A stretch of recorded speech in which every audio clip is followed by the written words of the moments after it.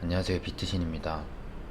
이번에 알려드릴 내용은 충격파동의 연장 중 1번 파동이 연장된 충격파동입니다. 새로 나온 책 기준으로 261페이지, 430, 437페이지, 504, 520페이지의 내용이 있습니다. 261페이지랑 520페이지 내용이 겹치니까 그 두 페이지 먼저 보도록 하겠습니다. 우선 1번 파동이 연장된 충격파동의 내부 파동들 간의 비율관계에 대해 설명하고 있는데요. 우선 가장 일반적으로 나타나는 비율관계는 이 왼쪽 그림입니다.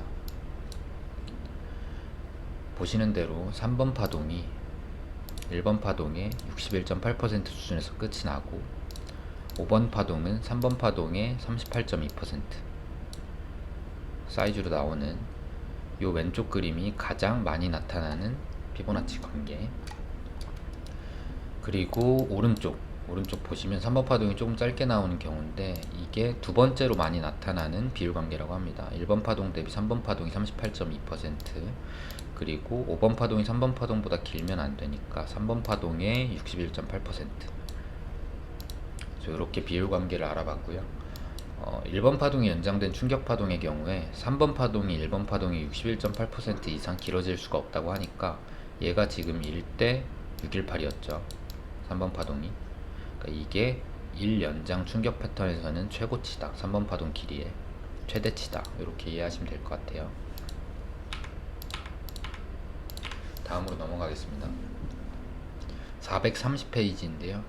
이 페이지에는 충격 파동의 내부 파동 중 1번 파동이 연장된 충격 파동일 경우 이후의 조정은 연장된 1번 파동의 내부 파동 중에 4번 파동이 끝나는 수준까지 되돌려야 한다. 만약 충격파동이 보다 큰 충격파동의 1번이나 5번 파동일 경우 시장은 직전 충격파동의 내부 파동 중 2번 파동이 존재하는 가격대 또는 그 아래 수준까지 떨어져야 한다라고 쓰여져 있습니다. 그림으로 한번 보겠습니다. 1연장 충격파동이 나오면 이후의 조정은 이 내부 파동 중에 4번 파동, 여기가 4번 파동이겠죠. 이 위치, 이게 끝나는 수준까지는 되돌려야 한다고 적혀져 있습니다. 근데 그 뒤에 뭐라고 적혀져 있냐면 보다 큰 충격파동이 1번이나 5번일 경우, 그러니까 이 패턴이 1연장 충격파동이 더 큰 충격파동의 1번 혹은 5번에 들어갈 경우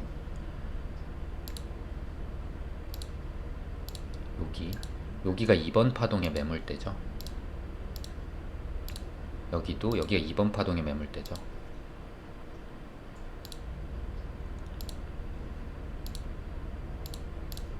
이 패턴이 1번이나 5번에 들어갈 경우 2번 파동이 존재하는 이 가격대 혹은 그 이하까지 떨어져야 한다는 겁니다. 다음 파동이 1연장 충격 파동이 더 큰 파동의 1번 파동에 나오면 최소한 이런 식으로 되돌려야 된다는 거죠.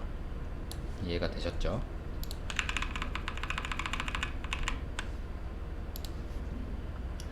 다음은 437페이지입니다.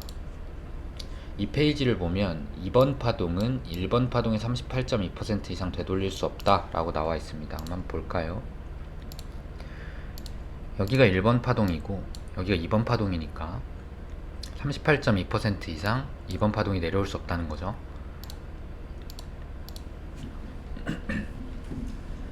두 번째로 2번 파동이 지그재그일 가능성은 낮다고 합니다.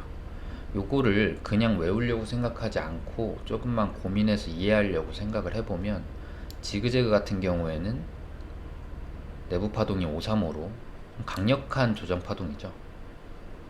상승 방향으로 나오건 하락 방향으로 나오건 좀 강력한 조정 파동인데 이 파가 1번 파동에 2번 파동이 38.2% 이상 되돌리지 않는 이 1번 파동이 연장된 충격 파동에서 2번 파동의 지그재그가 나올 가능성은 적겠죠. 되돌림이 적은데 이렇게 강력한 조정 파동이 나온다? 이건 살짝 모순이기 때문에 당연히 가능성이 적겠다라고 생각을 하시는 게 맞을 것 같아요. 만약에 지그재그가 나온다면 플랫의 A일 가능성이 높다고 합니다. 그러니까 요 1번, 2번, 3번, 4번, 5번에서 2번 파동에 지그재그가 만약에 나오면 이건 이 지그재그로 끝나고 그냥 올라가지 않고 플랫의 A가 되고 지그재그가 그 다음 B파동 나오고 C파동 나오면서 이런 식으로 플랫 조정을 형성할 확률이 높다고 얘기를 하는 거예요.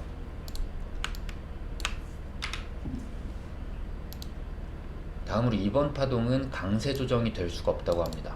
그럼 요것도 한번 생각해 볼까요?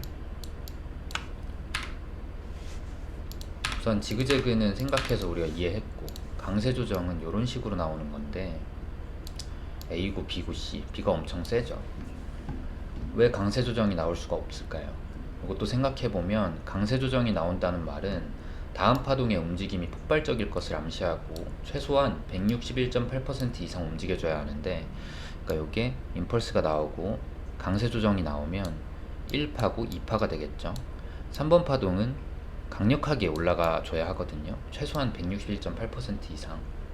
근데 아까 1년장 충격 파동의 경우 3번 파동이 1번 파동의 618 이상 커질 수 없다고 했잖아요. 그럼 이게 자체가 말이 안 되죠. 그래서 1번 파동이 연장된 충격 파동일 때 아까 방금 말씀드린 3번 파동이 1번 파동의 618 이상 길어질 수가 없기 때문에 이 패턴이 나와버리면 뒤에 파동이 161.8% 이상 나온다고 하는데, 요것도 모순적인 상황이 발생해버리죠. 그래서 요것도 나올 수가 없다 라고 이해를 하시면 될 것 같아요. 다음으로 넘어가겠습니다. 5번 파동은 가장 짧은 파동이어야 한다고 합니다. 2번 파동은 4번 파동보다 복잡하고 많은 시간을 소비할 가능성이 매우 높고, 여기까지만 잘라서 딱 보면 5번 파동은 세계 충격 파동 중에 1번 파동이 가장 길기 때문에 3번 파동이 가장 짧을 수가 없기 때문에 5번 파동은 당연히 가장 짧아야겠죠. 요거는 이해되셨을 거라고 생각이 되고, 5개 파동 중 가장 복잡하고 긴 시간을 소비할 가능성이 높은 파동이 2번 파동이다. 1번 파동이 길기 때문에 당연히 이 가장 긴 파동의 조정이라 2번 파동이 더 클 수밖에 없겠죠. 그 다음 3번 파동은 좀 더 짧아지고 4번 파동도 조정이 조금 더 작아지겠죠. 이런 식으로 이해하면서 보시면 좋을 것 같아요. 2번과 4번을 비교하자면 2번 파동이 시간도 길고 복잡하고 클 확률이 높다 라고 생각하면 될 것 같습니다. 마지막으로 패턴이 폴리 파동을 초과하는 등급이라면 1번 파동이 분화되었을 확률이 높고 1번 파동이 분화되지 않았다면 3번 파동이 분화되었을 확률이 높다고 합니다. 여기서 폴리 파동을 초과하는 등급이라면 멀티 파동을 말하는 것이고, 멀티 파동이란 최소한 1개 이상의 폴리 파동이 포함되어야 하니까 1개 파동이 분화가 될 것이라고 말하는 듯 합니다. 근데 쉽게 설명하면 모노, 폴리, 멀티, 매크로 파동이라는 건 파동의 사이즈를 말하는 거고, 이 말은 즉 패턴의 사이즈가 크다면 1번 파동이 가장 기니까 분화가 되어질 확률이 높다고 얘기를 하는 것 같아요.